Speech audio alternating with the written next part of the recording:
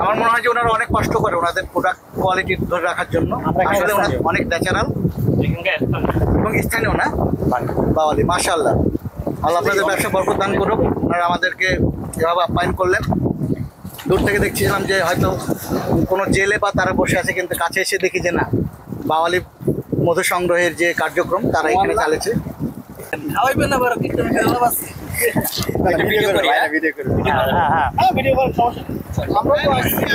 Tourist যে বাইরে আসছে তাদের সবাইকে আমরা খাওয়াচ্ছি। সুন্দরবন হানি। আসসালামু আলাইকুম। সুন্দরবনের মধু খেতে আসছি। আমার জীবনের প্রথম অভিজ্ঞতা ন্যাচারাল মধু খাওয়ার। আসলে আসসালামু আলাইকুম। সুন্দরবনে এসে সুন্দরবনের বাওয়ালি থেকে আমরা মধু খাচ্ছি। ওনারা আসছিল মধু সংগ্রহের কাজে।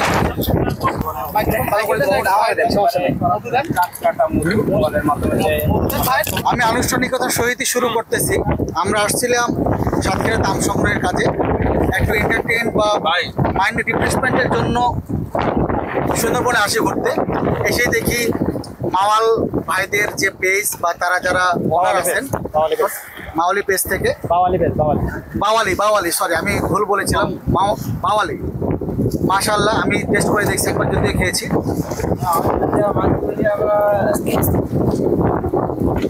এভাবে জীবনের প্রথম সুন্দরবনের প্রাকৃতিক চাকের মধু খেলাম। আমার মনে হয় যে ওনারা অনেক কষ্ট করে ওনাদের প্রোডাক্ট কোয়ালিটি ধরে রাখার জন্য। আসলে ওনারা অনেক ন্যাচারাল এবং স্থানীয় না বাওয়ালি। মাশাআল্লাহ, আল্লাহ আপনাদের ব্যবসা বরকত দান করুক। ওনারা আমাদেরকে এভাবে আপ্যায়ন করলেন। দূর থেকে দেখছিলাম যে হয়তো কোনো জেলে বা তারা বসে আছে, কিন্তু কাছে এসে দেখি যে না, বাওয়ালি মধু সংগ্রহের যে কার্যক্রম তারা এখানে চালিয়েছে। তো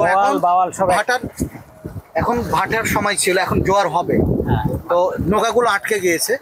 যাই হোক, জাযাকাল্লাহ খায়ের, আল্লাহ আপনাদের ব্যবসা বরকত দান করুন। ধন্যবাদ। মধুর টেস্ট অসাধারণ। ন্যাচারাল মধু যে অরিজিনাল স্বাদ না খেলে বোঝা যাবে না। আলহামদুলিল্লাহ, মাশাআল্লাহ, আল্লাহর নিয়ামতে। এবং মধুতে শেফা রয়েছে, রাসূল সাল্লাল্লাহু আলাইহি ওয়াসাল্লাম বলেছেন মধুতে শেফা রয়েছে। তো অবশ্যই ইনশাআল্লাহ বাওয়ালি পেজ থেকে আমি অবশ্যই সংগ্রহ করবো ইনশাআল্লাহ। আমি যে আপনাদেরকে এখানে পেয়েছি ইনশাআল্লাহ কোনো